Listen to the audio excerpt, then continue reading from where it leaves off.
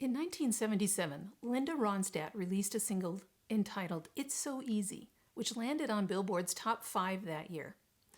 One line of this song says, "It's so easy to fall in love." Agreed. What's not so easy is to grow in love. Someone once said, "The saddest thing about betrayal is that it never comes from your enemies. It comes from those you trust the most." Betrayal from porn addiction, sexual addiction, or an extramarital affair destroys you from the inside out. Dr. Sherry Keffer, in her excellent book, Intimate Deception, says, "Sexual betrayal causes post-traumatic stress and changes the way women feel about themselves and how they live. Much like an earthquake, women caught in sexual deception feel the layers of impact that turn their world upside down." I happen to agree with Dr. Keffer. I felt my world shift and slide off its axis when my husband revealed his addiction. Though he expressed remorse and brokenness, I couldn't hear him. All I heard was the shattering glass of my life. If you place your relational focus on how to fall in love instead of how to grow in love with your spouse, when the troubles come, you have little to grasp to find your balance. Make no mistake, every marriage relationship experiences tough times. It's not if, but when and how often. Some marriages begin with difficulty, but manage to find their way through to an enriching relationship.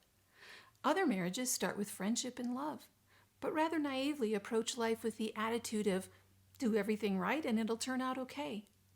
And still others start rocky and eventually crumble, even though the partners sought help and worked hard. But notice all marriages experience trouble at some point.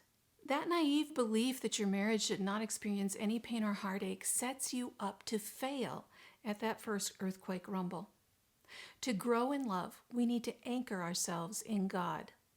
Those that build their relationship on God reflect a different demeanor. There's something special that's hard to identify, especially in marriages of over 40 years. But it's palpable when you're with them. Ask them about their wonderful marriage, and you often observe a smirk or a quick secret look pass between them.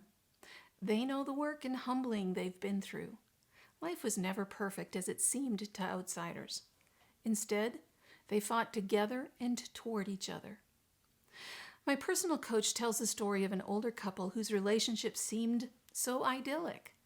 But when asked about the relationship, the wife related the devastation of an extramarital affair years earlier. Their marriage survived and grew in love because she chose to forgive and he chose her. The wife related, "It's a choice I make every day." God's design for intimate relationships looks very different than what we see in the movies or hear in popular love songs. 1 Corinthians 13 in the Bible gets quoted often at weddings. This chapter talks about the characteristics of love and how God designed it. Sandwiched between 2 chapters about living together as one body and using our gifts to serve others well, you don't read anything about falling in love in 1 Corinthians chapter 13. Here's what it says.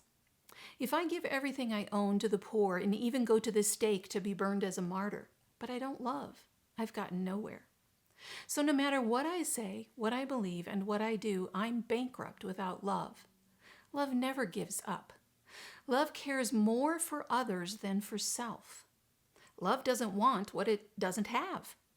Love doesn't strut, doesn't have a swelled head, doesn't force itself on others, isn't always me first, doesn't fly off the handle, doesn't keep score of the sins of others, doesn't revel when others grovel, takes pleasure in the flowering of truth, puts up with anything, trusts God always looks for the best, never looks back, but keeps going to the end. Love never dies." When I read this passage and compare it to other passages where Jesus talks about what love looks like, it's loving others to the point where I would take a bullet for them. Loving others like He loves you and me. Living in unity with each other. Living with each other in an understanding way. Being kind-hearted with one another. Forgiving each other as He's forgiven us. That's a tall order, but I see how growing in love takes hard work. It's a radical departure from our natural instincts for self-promotion and self-preservation. Nothing tests your ability to grow in love like marriage. We're often asked how we survived our marriage crisis. What did we do? I find this question simple to answer but difficult to live. We chose God first and then each other. To save our marriage, we decided to trust God to heal the broken places in ourselves and our marriage. It's a simple answer which requires a daily choice. Like the wife I mentioned earlier, I choose my husband and my marriage every day. I choose to forgive him for being human and making that mistake. My husband chooses me each day and our marriage. He and I trust God to heal us from the inside out, to teach us how to love according to the Bible, and to forgive as we've been forgiven. It's so easy to fall in love. It's even easier to fall out of love. Learning to grow in love challenges us to the core, but the benefits, joy, and satisfaction can't be compared to anything else. Our marriage is not, nor will it ever be, perfect, but it's good with God's help. You can recover from betrayal. If you aren't sure where to begin, hop on over to KirstenDSamuel.com and click the blue button. Let's talk.